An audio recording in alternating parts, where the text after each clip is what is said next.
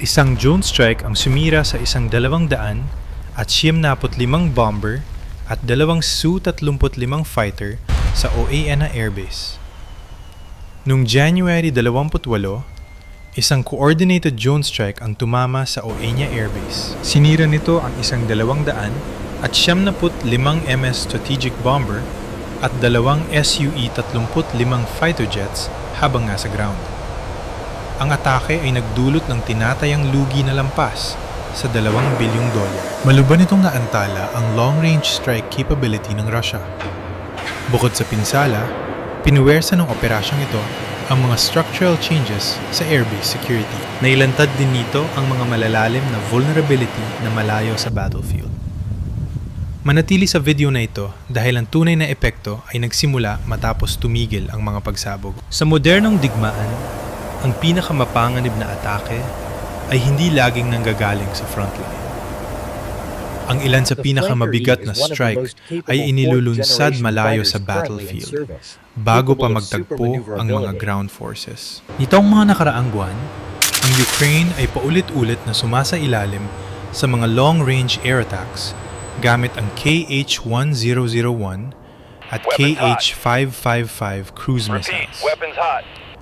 Target ng mga sandatang ito ang mga power grid, heating plants, logistics depots, at mga industrial facilities sa buong bansa. Ang mga launch points ng mga missile na ito ay wala malapit sa Ukrainian territory. Nanggagaling ang mga ito mula sa kaloob-looban ng Russia. Ang platform na responsabil sa mga strike na ito ay ang 275 MS strategic bomber. Nag-ooperate libu-libong kilometro mula sa front. Ang mga aircraft na ito ay nananatili sa labas ng Ukrainian airspace. Mula sa mga rehiyon gaya ng Sarat o sa Caspian area, ang mga 275 mm bombers ay naglalabas ng mga cruise missiles na may range na lampas 2,000 kilometro. Lumilika ito ng isang malalang operational imbalance. Hindi direktang malalabanan ng Ukraine ang mga bombers. At kapag nasa iri na ang mga missile, ang interception ay nagiging mahirap, mahal, at hindi sigurado. Ang katotohanan ito ay nagpuwersa ng isang strategic shift. Ang pamunahing tanong ay hindi na kung paano i-intercept ang mga papasok na missile, kundi kung paano ganap na pipigilan ang pag-launch ng mga ito. Kung ang 275 MS ang nagsisilbing shooter, ang airbase ang nagiging tunay na source ng panganib. At ang nagpoprotekta sa mga bombers na yon sa ground at sa ere ay ang mga Su-35 fighter jets.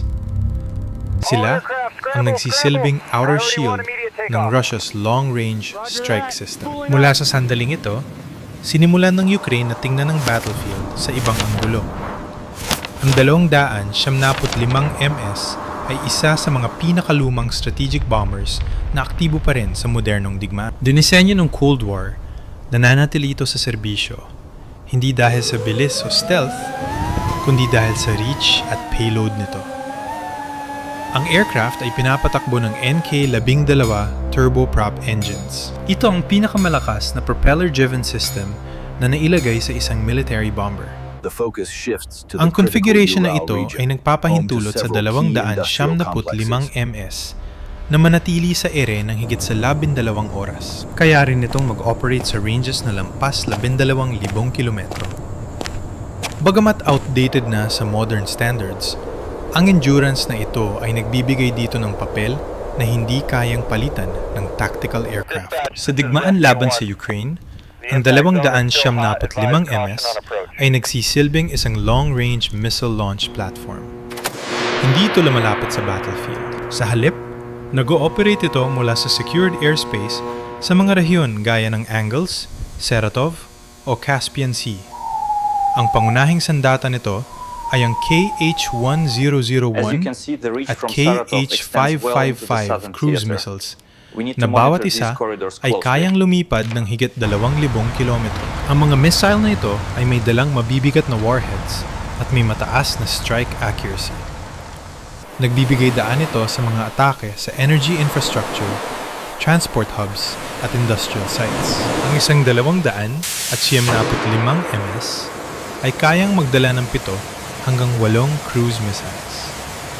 Ang isang sordi pa lamang ay kayang magdulot ng pinsala sa maraming lungsod. Ginagawa nitong isang strategic level threat ang bawat aircraft. Gayunpaman, ang kapangyarihang ito ay may mga critical na kahinaan. Ang bomber ay napakalaki, mabagal, at madaling makita. Sa ground, madalas itong nakaparada sa open areas na may limitadong hardened shelters. Anumang pinsala sa mga pakpak, makina o fuel systems nito ay maaaring magpahinto sa aircraft ng ilang buwan. Dahil sa vulnerability na ito, hindi kayang mag-operate ng aircraft ng mag-isa. Ang kaligtasan nito ay nakadepende ng buo sa proteksyong nakapaligid dito. Ang pangunahing aircraft na dinisenyo para protektahan ng 200 at 75 MS ay ang Su-35S fighter jet. Itinuturing ito bilang isang 4th generation plus platform. Nagsisilbi itong main air defense layer sa paligid ng mga Russian strategic bomber bases. Ang Su-35S ay nilagyan ng BBIS RR na kayang mag-detect ng malalaking aerial targets sa malalayong distansya. Ang system na ito ay nagbibigay daan sa maagang identification ng mga dumarating na aircraft at unmanned platforms. Ang pangunahing mission nito ay hindi offensive air combat. Sa halip, ang Su-35S ay nakatalaga para sa escort duties habang nagte-take off at naglalapag ang 275 MS. Nagsasagawa rin ito ng continuous patrols sa itaas ng mga bomber operating areas at nag-i-intercept ng mga long-range reconnaissance drones. Para sa mga misyong ito, ang fighter ay nagdadala ng R-77 air-to-air missiles, R-73 short-range missiles, at internal GS-30 cannon. Ang kombinasyong ito ay nagbibigay daan sa mabilis na engagement laban sa mga mababagal o low-altitude targets. Malaki ang papel ng aircraft sa pagpigil sa Ukraine na makakuha ng tumpak na coordinates sa pamamagitan ng pagsira sa mga surveillance drones. Ginugulo ng Su-35S ang real-time intelligence na ginagamit sa strike planning. Gayunpaman, ang proteksyong ito ay hindi perpekto. Hindi maaring manatili sa air ang Su-35S ng tuloy-tuloy. Kailangan nito ng refueling, maintenance, at crew rotation. Ang radar coverage nito ay directional, hindi palagian sa bawat sektor. Ang mga limitasyon ito ay lumilika ng mga gaps, hindi sa espasyo, kundi sa oras, at sinimulang mapansin ito ng Ukraine. Naintindihan ng Ukraine na ang direct confrontation ay imposible. Hindi nito kayang hamunin ang Russian strategic aviation sa ere. Hindi rin ito kayang tapatan ang dami ng mga long-range strike platforms.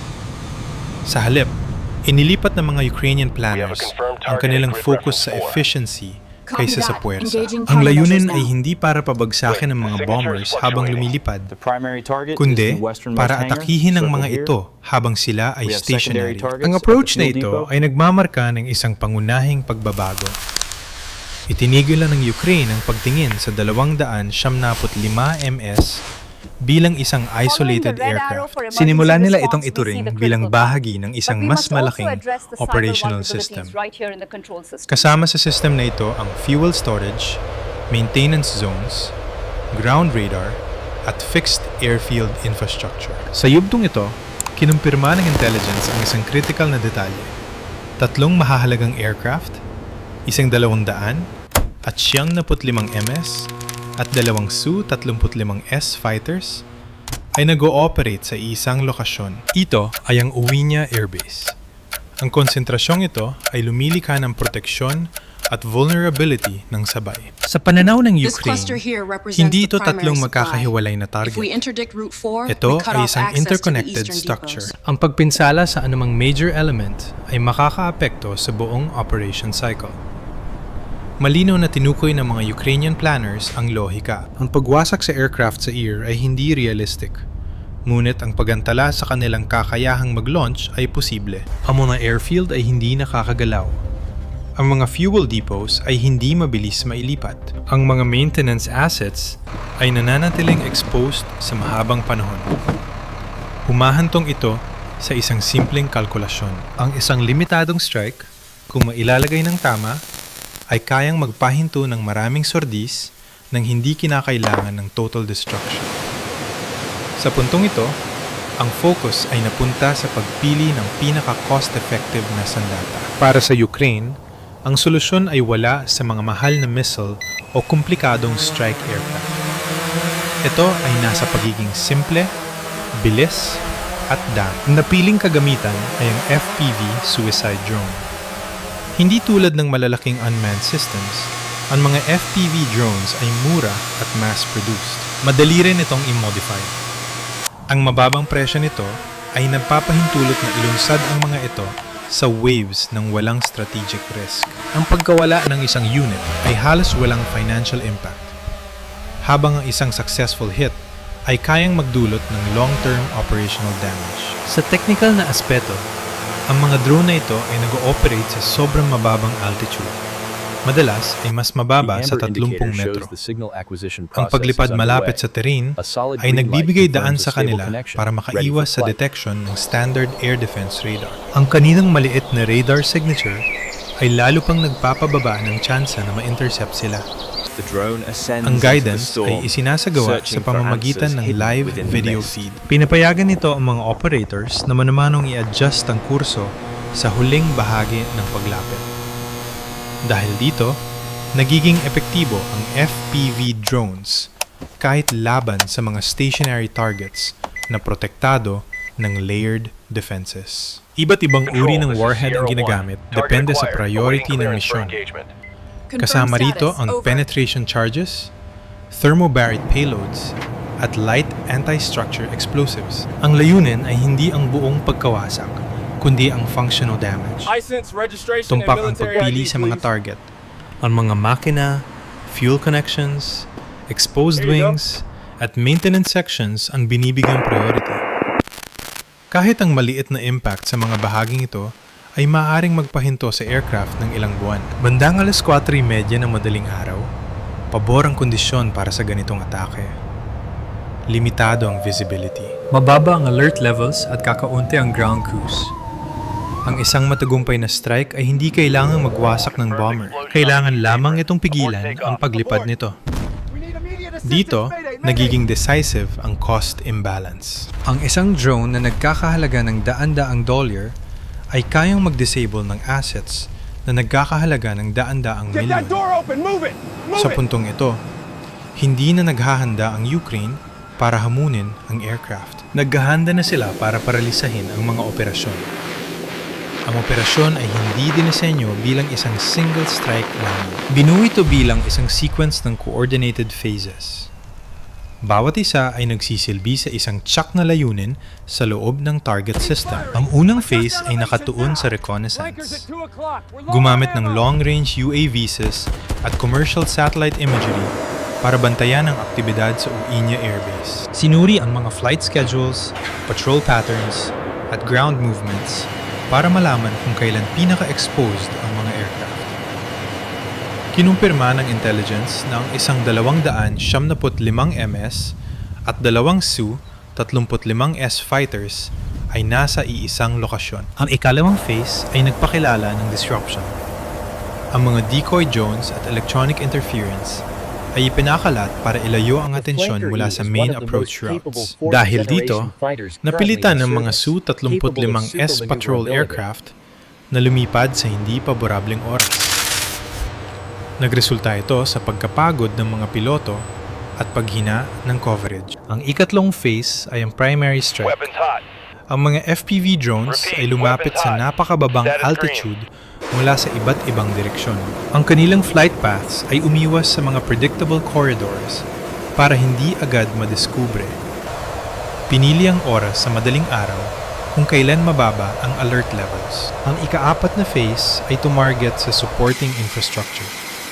Ang mga fuel storage units, ground radar elements, at ammunition vehicles ang piniling secondary objectives. Ang pinsala sa mga lugar na ito ay nampabagal sa repair efforts at nanggulo sa sortie preparation. Ang huling layunin ay hindi ang kumpletong pagkawasak, kundi ang operational paralysis. Kung ang runway ay buo pa, Ngunit ang fuel systems ay sira, hindi makakapag-launch ang aircraft. Kung ang maintenance areas ay damaged, ang flight readiness ay babagsak. Sa pag-atake sa isang airfield, layo ng Ukraine na maantala ang 3 aircraft ng sabay-sabay. Hindi sa pamamagitan ng malakas na puwersa, kundi sa tumpak na pressure sa mahahalagang punto. Nasira ang system bago pa man makaalis sa lupa ang mga aircraft. Bandang alas 4:47 minuto ng madaling araw, pumasok ang operasyon sa decisive phase nito. Maraming FPV drones ang bumaba patungo sa Uinya Air Base. Lumipad sila sa ibaba ng radar coverage at lumapit mula sa iba't ibang direksyon. Sa loob ng ilang segundo, nagkaroon ng visual contact sa pamamagitan ng mga onboard cameras. Ang mga target ay stationary, exposed, at madaling makilala. Ang mga unang drone ay tumama sa mga aircraft na nakaparada sa open aprons. Ang isa ay tumama malapit sa engine section ng 275 mm na nagdulot ng fuel ignition at sunog. Ang iba pang units ay tumama sa maintenance zones malapit sa Su-35 segundo fighters. Nagdulot ito ng mga pagsabog na kumalat sa mga kagamitan sa paligid. Mabilis ang naging tugon, ngunit hindi ito coordinated. Ang mga air defense systems ay nagsimulang mapaputok ng may kalituhan. Naglalabas sila ng mga bala ng walang malinaw na target separation. Ang mababang altitude ng mga drone ay naglimita sa tagumpay ng interception. Nag-react ang mga ground personnel sa ilalim ng matinding pressure. Ang mga emergency vehicles ay gumalaw ng walang centralized control. Ang komunikasyon sa pagitan ng radar operators at base command ay naputol. Ang pinsala ay lumampas pa sa mga nakikitang apoy. Naputol ang mga power lines at sumabog ang mga fuel connections. Ang mga repair crews ay napilitang umatras habang may mga secondary detonations. Ang pangunahing resulta ay hindi ang dami ng tama, kundi ang epekto sa operasyon. Agad na huminto ang flight preparation. Ang mga aircraft na hindi natamaan ay hindi makataksi o makapag-refuel. Sa loob ng ilang minuto, nawalan ang ONA Airbase ng kakayahang magsilbi bilang launch platform. Hindi winasak ng strike ang system ng buo, ngunit ginawa itong unusable. Sa sandaling ito ay pinakakailangan. Ang pinsala ay hindi limitado sa rango. Ang bawat 275 milisegundo ay nagkakahalaga ng humigit kumulang 100 hanggang $120 milyong. Hindi pa kasama rito ang modernization costs. Hindi tulad ng mga modernong fighters, ang mga bombers na ito ay hindi mabilis mapalitan. Ang mga production lines ay itinira na ilang dekada na ang nakalipas. Ang bawat pagkawala ay permanente. Ang mga repair operations ay nagdadala ng karagdagang strain. Ang mga specialized components ay nangangailangan ng buwan para ma-restore. Ang isang sirang engine ay maaaring magpahinto sa aircraft ng kalahating taon o higit pa. Ang 2 Su-35 fighters na tinatayang 65 hanggang $70 milyong bawat isa ay nakaharap sa parehong hamon. Ang advanced avionics at radar modules ay hindi basta-basta maayos sa field. Bukod sa material na lugi, malubha rin ang epekto sa mga tauhan. Ang mga strategic bomber crews ay isa sa mga pinakabihirang assets ng Russian Air Force. Ang pag-chain ng isang buong 275 MS crew ay maaring tumagal ng 5 hanggang 7 taon. Ang halaga nito ay lampas sa $10 milyong bawat team. Kapag ang aircraft ay hindi makalipad, ang mga bihasang piloto ay nawawalan ng silbi. Bumabagsak ang sortie planning at ang long-range strike capacity. Ang tunay na lugi ay hindi sinusukat sa nasunog na bakal, kundi sa oras. At ang oras ay hindi na maibabalik pa. Ang epekto ng strike ay lumampas sa isang airbase lamang. Matapos ang insidente sa OENA, napilitan ng Russian Command na suriin muli ang kanilang aviation network. Ang mga strategic bombers ay hindi naligtas kahit malayo pa sila sa frontline. Para mabawasan ang exposure, inilipat ang mga aircraft sa kaloob-looban ng Russia. Nagpapataas ito sa flight distance, fuel consumption, at mission preparation time. Bawat dagdag na kilometro ay nagpapahina sa response speed. Kasabay nito, ang mga air defense assets ay kailangang ilipat pabalik. Ang mga surface-to-air missile systems na dati ay nasa malapit sa Ukraine ay inilipat na para protektahan ang sariling mga airfield. Ang redistribution na ito ay nagpapababa sa coverage sa frontline. Agad na naramdaman ang epekto nito. Kakaunti na lamang ang mga bombers na handang lumipad. Bumaba ang frequency ng mga missile strikes. Ang planning cycles ay naging mas mabagal at hindi predictable. Para sa Ukraine, ang resulta ay strategic at hindi lamang tactical. Napilitan ng Russia na gumastos ng manpower at resources para protektahan ang sariling likuran. Ang battlefield ay nagsimula ng magbago. Ang long-range aviation ay naging isang liability na nangangailangan ng constant protection. Mula rito, hindi na ang Russia ang mag-isang nagdidikta ng tempo. Sila ay nagre-react na lamang. At ang reaction sa modernong digmaan ay ang unang hakbang tungo sa pagkawala ng inisyatiba. Ang mga pangyayari sa Uwinya Air Base ay nagbibigay diin sa isang katotohanan. Ang tagumpay ay hindi na nasusukat kung sino ang may pinakamalaking aircraft. Ang mga strategic systems ngayon ay nakadepende sa networks at logistics chains.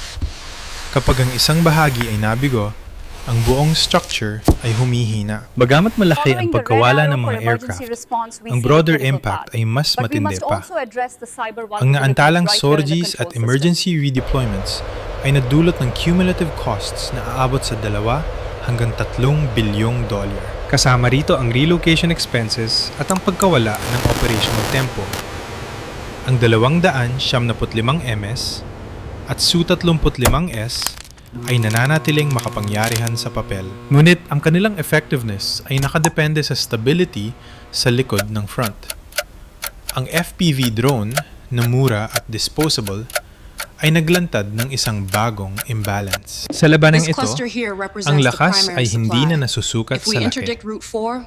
Ito ay nasusukat sa vulnerability. At ang mga nakakakita ng weak points ang siyang humuhubog sa kinabukasan ng battlefield.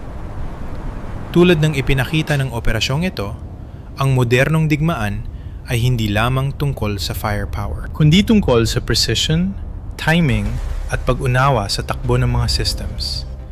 Ang isang weak point, kapag natukoy ng tama, ay kayang baguhin ang kinalabasan ng laban. Kung nakatulong sa iyo ang analysis na ito, suportahan ang channel sa pamamagitan ng pag-like at pag-subscribe para sa mas marami pang breakdown tungkol sa modern warfare. Manataling alerto at laging alamin ang katotohanan.